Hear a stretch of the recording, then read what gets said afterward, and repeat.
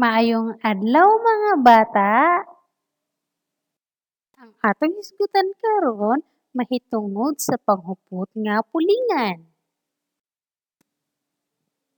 Ako o akoa maggamit kini kung usara ka tawo ang nagsulti ug naghupot sa gamit o butang.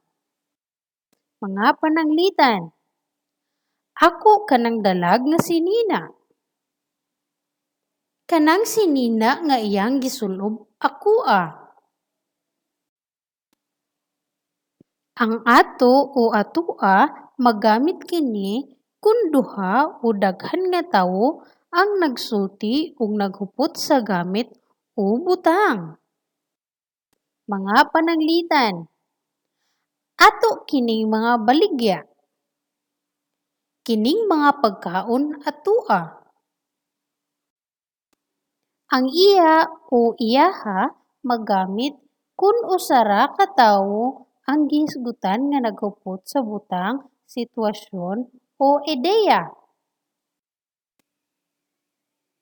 Mga pananglitan. Iya kanang paningkamot.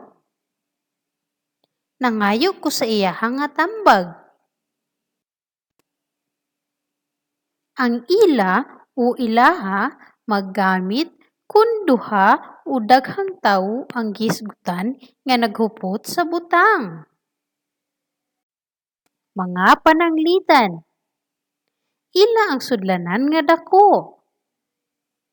Ang usa ka basket giuli sa ilaha. Ang imo o imuha magamit kung ang naghupot sa butang, sitwasyon o ideya ang kaistorya sa gasulti. Mga pananglitan. Imo ba kining binuhat? Imuhang binuhat ang napilian sa exhibit. Salamat sa pagpaminaw!